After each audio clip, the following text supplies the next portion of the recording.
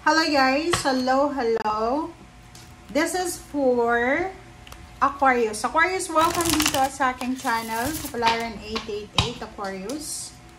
Alamin natin kung anong messages, vibration, gabay, energy para sa lahat ng Aquarius. General reading tayo guys.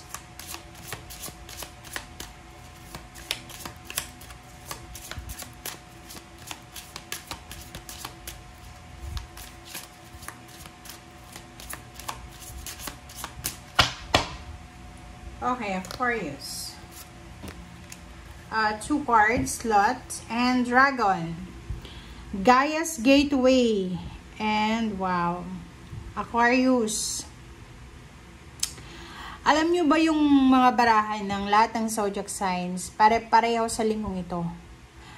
Parang merong mga tao ngayon. Hindi lang ikaw lahat ng tao ngayon. Parang masyadong nape-pressure sila sa buhay, lalo na malapit na yung Pasko, wala pa silang ipon, wala pa silang source of parang mga funds para sa occasion, kasi ang Pasko, 'di ba? May Pasko na, may New Year pa. Parang sa ngayon, pag may inaanak ka, yung 20 pesos dati hindi na pwede, 'di ba? So, sa baraha mong ito, sinasabi ng baraha sa'yo na kinakailangan mo siguro para maiwasan mo yung sobrang pressure. Nape-pressure ka 'di ba? Pwedeng nakakatanggap ka, Aquarius, ng mga messages or mga chismis sa mga tao sa paligid mo about sa money, or halimbawa marami kang nakikita na post na ito yung plano nila sa GC, sa group chat. Ito yung plano nila for the Christmas vacation, ito yung reunion nila, ito yung Christmas Eve, ito yung mga ganyan-ganito. So, you are pressured, 'di ba? Nape-pressure ka na. So, kung ikaw ay nape-pressure sa kung ano man na mangyayari sa December or sa, pinapressure kang mag-asawa, magkaroon ng anak, pinapressure ka na ma-promote sa trabaho, ka na pa man, you need to rest. Okay? Recharge and rest. Halimbawa na nasa ibang bansa ka, pagod ka na, siguro much better na magpahinga ka. Okay? Umuwi ka ng Pilipinas kahit wala kang ipon. Okay? Gaia's Gateway Dragon, access Earth's inner wisdom. So, may mga parang dito, Aquarius, na connected ka sa Capricorn. Okay? So, if you're married to a Capricorn, in a relationship, parents mo Capricorn, kapatid, kaibigan, na close sa'yo.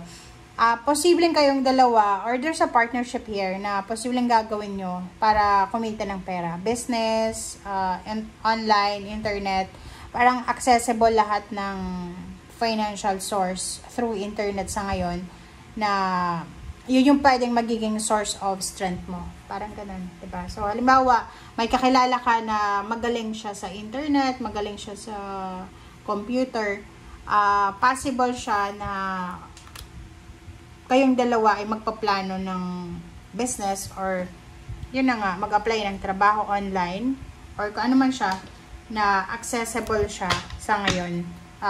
Using gadgets, cellphone lang, or kung ano pa man.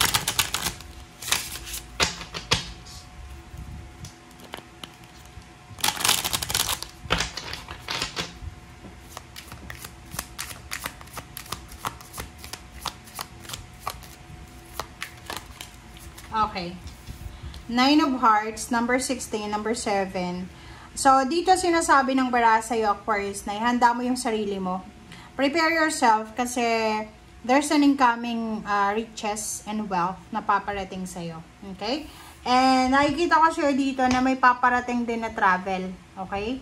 So, pwedeng ikaw ay pauwi ng Pilipinas, or pwedeng ikaw ay paalis ng bansang Pilipinas, pupunta ka sa ibang bansa para maghanap ng trabaho or magtrabaho sa ibang bansa. Pwedeng may mag-OFW dito, first timer, or pwedeng magta-try siya.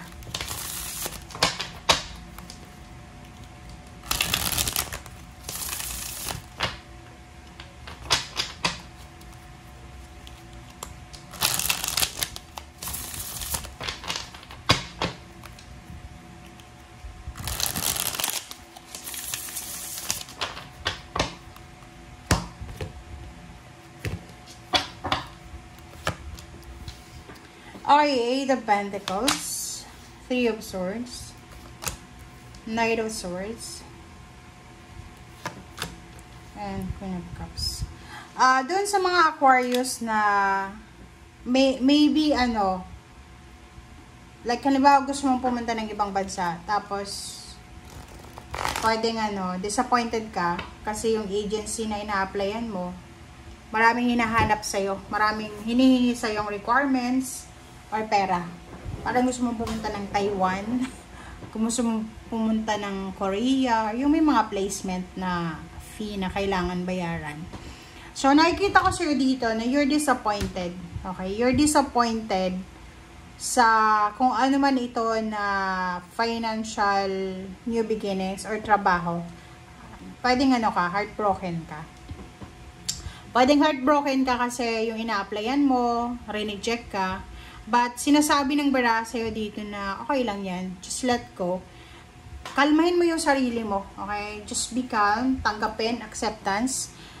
Isipin mo na, halimbawa kung hindi ka mabigyan ng visa sa isang bansa, alam mo ba na napakaraming bansa.